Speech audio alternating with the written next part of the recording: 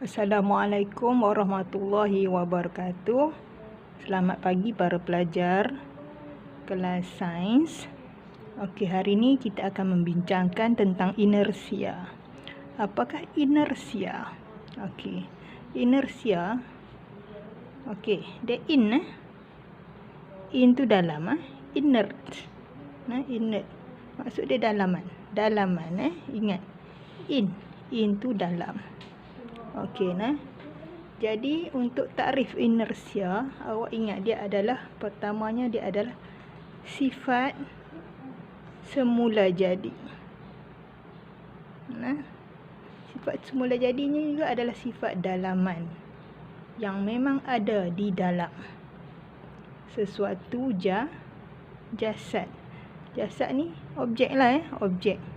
Setiap yang ada bentuk dan jisim dan jirim maksudnya dia kalau kita boleh nampak dia, boleh pegang, ada isi padu setiap yang boleh nampak yang tak nampak macam kita kata benda-benda gaib tu tak boleh lah tak boleh lah nak diceritakan dari segi fizik, dari segi inersia ni jadi selagi benda tu boleh dipegang, dia ada berat, dia ada jisim, maka dia menepati ruang, dia akan ambil ruang, maka dia ada inersia. Setiap benda yang berjasad. Okey. Sifat semula jadi jasad. Apa sifat dalam jasad? Setiap benda ni dia ada satu sifat. Sifat dia adalah dia menentang. Dia sifat tu yang menentang. Dia menentang apa? Dia menentang kepada perubahan asalnya. Perubahan asalnya. Maksudnya macam mana? Maksudnya kalau dia bergerak, dia nak terus bergerak. Okey. Bergerak, dia nak teruskan. Kalau dia berhenti pun, kalau dia berehat pun, dia nak teruskan berehat. Dia tak mau bergerak. Nampak? Faham? Satu jasad tu dia ada satu perangai. Kalau dia bergerak, dia nak terus bergerak. Kalau dia berehat, dia nak terus berehat. Okey. Dalam bahasa Melayu, inersia ni dia ada bahasa Melayu dia. Pemahaman kita dari bahasa Melayu. Dalam bahasa Melayu, semua ni dipanggil malas. Inersia ni adalah malas. Kita tak suka berubah. Kita malas berubah. Nampak? Kalau kita duduk, kita suka duduk. Kita malas nak bangun. Kalau kita dah berdiri, nak duduk tu lambat sikit. Okey. Inersia ni dia berkait dengan jisim. Inersia dia panggil berkadar terus ataupun berkait. Bergantung. Bergantung kepada jisim. Kalau kita buat graf, graf ni jisim. Jisim mass. Dalam bahasa Inggeris dia. Okey, dan ini adalah inersia. Okey, apa jadi? Semakin bertambah jisim, semakin bertambah inersia. Okey, tapi kita tak tahu graf dia macam manalah. Cuma graf dia bertambah tapi kita tak tahu dia mungkin bengkok ke macam mana tapi dia punya ni semakin bertambah sama-sama bertambah. Okey maksudnya semakin kita nampak besar dan beratnya satu objek, saya guna perkataan berat tapi sebenarnya dia jisim berat ni dia berkait dengan graviti. Jisim kita nampak benda tu semakin besar, tumpat dan berat macam saya sebut tadi, maka inersia akan bertambah. Apakah inersia? Malas tadi, kemalasan. Itu bahasa Melayu ataupun sifat dalaman yang menentang perubahan asal. Dia tak mau berubah. Okey, contoh kita tengok, kita boleh ambil kes di mana yang ni contoh paling senang. Okey, kita letak duit shilling. Ni duit shilling. Kita letak atas kertas cardboard di atas satu cawan. Ni ada cawan. Kalau awak tarik duit siling ni cepat-cepat, awak tarik, awak rentap dia, apa jadi? Adakah duit siling akan ikut kad bot ni? Awak awak tak rentap rentap kad bot. Kita rentak kad bot, apa jadi? Duit siling ni akan jatuh. Dia bukan ikut kad bot tu, dia jatuh. Kenapa dia jatuh? Ke dalam cawan. Ni cawan tadi. Kenapa dia tak ikut kad bot? Sebab dia malas. Dia sedang berehat. Duit siling sedang berehat di atas kad bot.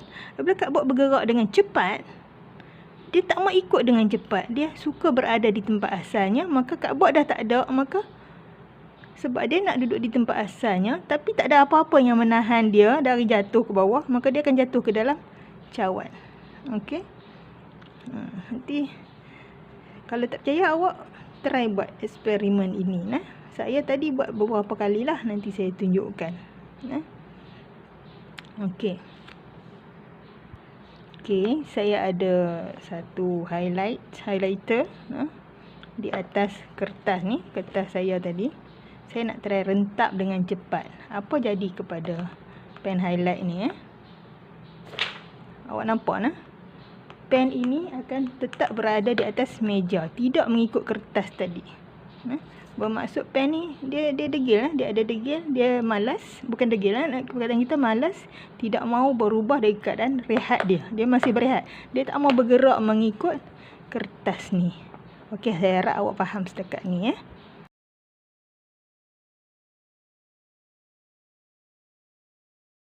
Baik, sebentar tadi cikgu ada post gambar eksperimen inersia. Pada gambar rajah itu, kalau awak tak ingat, awak pause dan patah balik tengok gambar rajah tadi. Ada satu bilah gergaji dari logam, dan dikapit. Kita kepit dengan pengapit bentuk G, dikempit pada kaki meja. Okey. Gergaji itu apa tujuannya? Gergaji itu untuk mengukur inersia. Okey.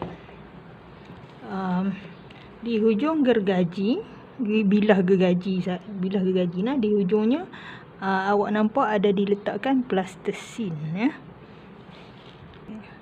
Memandangkan anda tak masuk makmal, jadi memang tak ada rendah peluang untuk melihat eksperimen ini. Jadi cikgu nak tunjuk sedikit.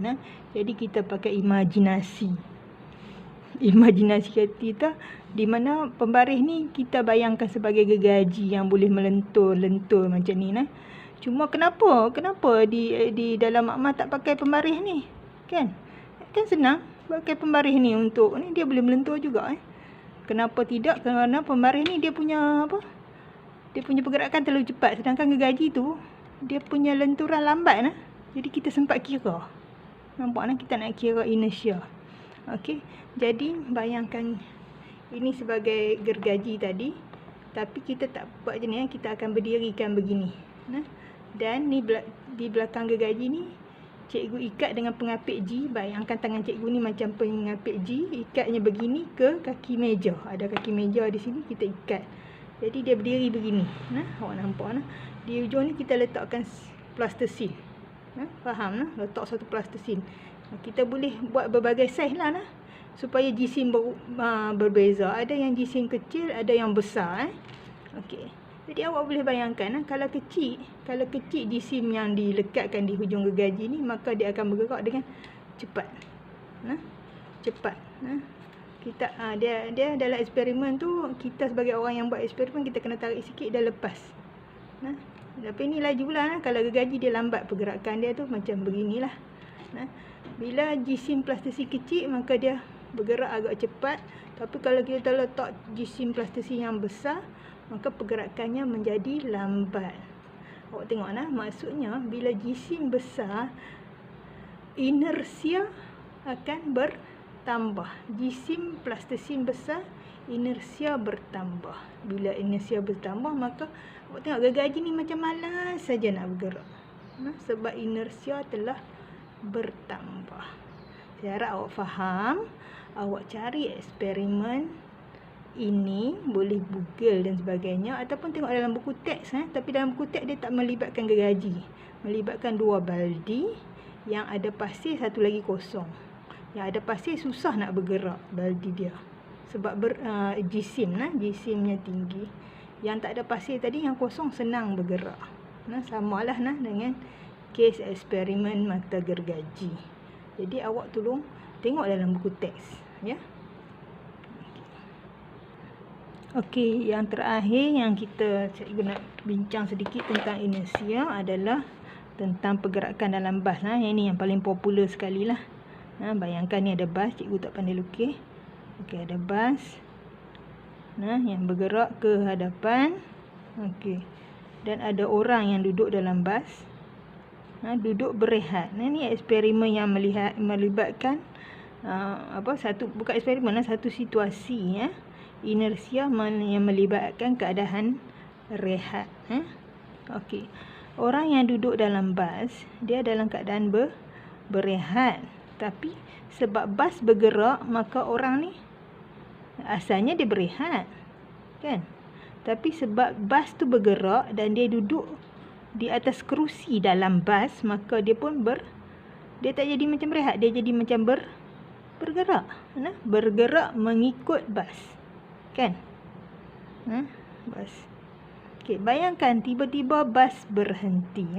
Bas pergi ke depan dan berhenti. Tiba-tiba bas berhenti. Okey, apa jadi pada orang ni? Orang ni sebab dia bergerak mengikut bas. Dia dalam keadaan dia dah suka bergerak mengikut bas. Tapi tiba-tiba bas berhenti. Tiba-tiba bas berhenti. Apa jadi kat dia? Maka dia akan terdorong. Orang ni dia akan terdorong sedikit. Kepala dia ni, nampak saya lukis. Dia akan terdorong sedikit ke hadapan. Itu bahasa dia. Terdorong ke hadapan. Kenapa dia terdorong ke hadapan? Sebab dia dalam keadaan suka untuk terus bergerak ikut bas tadi. Tapi dia bergerak ikut bas, tapi bila bas berhenti, dia masih mahu bergerak. Inersia dia tak mahu berhenti. Menentang kepada keadaan berhenti. Maka dia nak terus bergerak, maka dia terdorong. Bayangkan kalau bas ni tiba-tiba accident, berhenti dengan sangat cepat, maka orang ni dia dalam apa-apa objek ke, orang ke, beg ke, apa yang dalam ni semua masih suka nak bergerak. Tapi bas tiba-tiba terlanggar sesuatu something lah. Terlanggar sesuatu dan berhenti tiba-tiba. Yang dalam ni apa jadi? Sebab nak terus bergerak, maka orang ni akan terus keluar ikut cermin lah. Nampak? Sebab dia terbang lah, ya. Dia akan keluar sebab dia nak terus bergerak. Kalau ada beg ke, ada batu ke, ada apa, ada kasut ke, semua akan terus ke depan, terkena cermin. Sebab tu untuk mengurangkan inersia, maka kita akan pakai tali pinggang keledar. Supaya kita tak terus nak bergerak bila bas tiba-tiba ataupun kenderaan tiba-tiba berhenti. Faham? Okey, inilah situasi-situasi inersia. Awak boleh rujuk lagi di dalam buku teks ataupun Google. Cikgu akan bagi homework. Sila buat dan hantar keesokan hari, ya. Okey, terima kasih dan Assalamualaikum.